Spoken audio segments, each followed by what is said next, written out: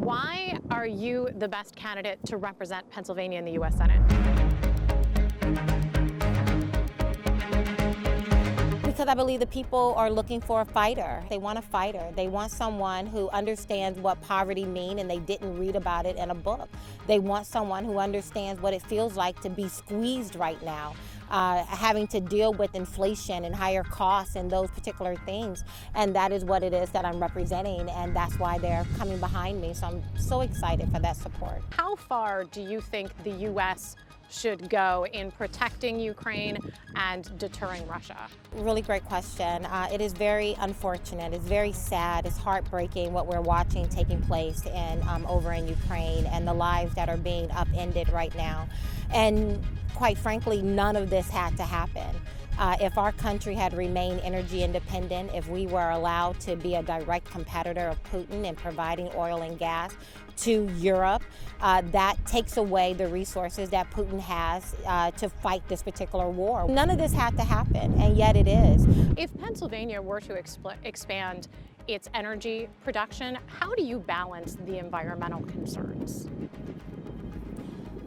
Again, I believe in all of the above energy sources, and I am all for moving towards cleaner and cleaner energy sources. But again, no one is going to do that. No one has the ability to be more innovative and produce that type of clean energy source than America. What I'm not for is creating a hostile environment that puts us right where we are now. With gas prices, there is no ceiling on gas prices. They will continue to rise.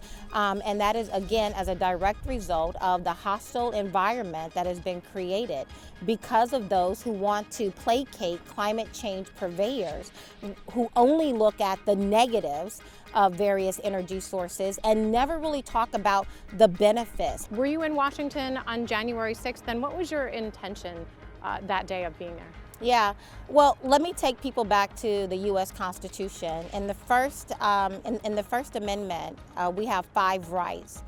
Freedom of speech, freedom of religion, freedom to assemble, freedom to petition our government, and freedom of the press. I find it insane that in America we are equating people who will go and exercise their constitutional rights to petition their government on a grievance that they have as now insurrectionists. Do you think that people acted properly on that day?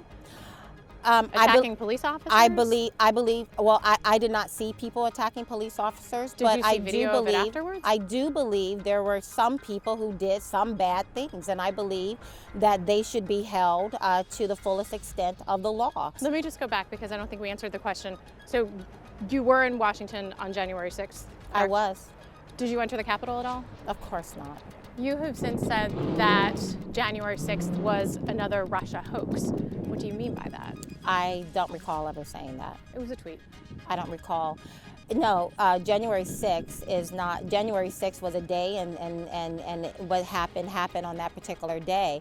What, if anything, is a hoax is how the left is now using it as another tool in their arsenal, because what else are they going to run on? On that day and today, do you believe that the election was stolen from President Trump?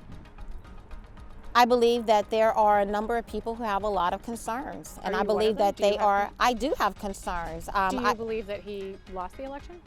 I believe I believe there are legitimate concerns about what took place during the election of 2020. If you are elected, you would be the first female senator from Pennsylvania. You would also be the first black senator from Pennsylvania. What does that mean to you, and what do you think it would mean to Pennsylvania?